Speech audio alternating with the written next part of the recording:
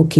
Vous devez apprendre à vos garçons à être des personnes qui se comportent en tant que leaders dans leur maison. Je me rends compte aujourd'hui que l'un des plus gros challenges, c'est que dans une grande partie des mariages, une des difficultés que les gens vivent, c'est parce que les garçons ne sont pas formés en tant que leaders.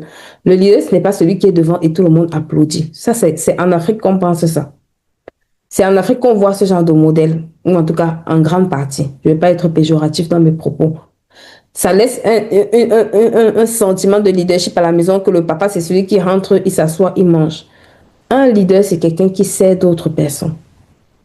Écoutez bien, les hommes que j'ai ici ou les mamans que j'ai ici qui ont des garçons, enseignez à vos garçons à être des leaders. Un leader, ce n'est pas celui qui s'assoit et puis on ramène à manger sur la table. Ça, c'est le chemin ou le modèle qu'on a dans nos têtes. C'est ton mari va le servir. Je ne dis pas qu'il ne faut pas que vous servez vos maris, d'accord? Il faut servir vos maris.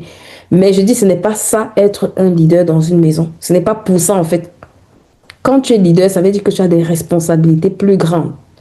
Ça veut dire que tu es celui qui paye le prix plus que d'autres personnes. Ça veut dire que tu es celui qui doit être équipé pour montrer aux autres comment faire. Si dans beaucoup de mariages, les hommes comprenaient leur rôle de leader, ils comprenaient que si je suis la tête, ce n'est pas pour écraser, ce n'est pas pour dominer, mais c'est pour montrer à l'autre comment les choses doivent être faites. Parce que c'est ça un leader en fait.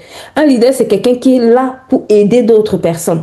C'est quelqu'un qui est là pour porter d'autres personnes. Ce n'est pas quelqu'un qui est là juste pour que les gens l'acclament, les gens trouvent qu'il est beau, like, I don't know. Donc, apprenez à vos garçons, d'accord, à être de bons leaders. Petite parenthèse, très tôt. Si vous savez gagner cette bataille de faire des bons leaders, ils seront de bons maris. Dans une maison, c'est la capacité d'un homme à leader sa maison, à conduire sa maison, qui fait une grande différence. En tout cas, aujourd'hui, avec le recul, je me rends compte que ce qui fait la puissance d'un homme, ce n'est pas parce qu'il s'appelle homme, mais c'est sa capacité à conduire, d'accord, la maison que Dieu lui a confiée. Quand tu es un bon leader, ça veut dire quelqu'un qui sait bien manager sa maison. Je t'assure que tu as gagné une grosse bataille. Donc, apprenez ça à vos garçons. Apprenez ça à vos garçons. D'accord? Quand tu regardes le leadership des gens comme Boaz, Boaz avait un excellent leadership. D'accord? Il se rend compte que Naomi est venue faire une proposition.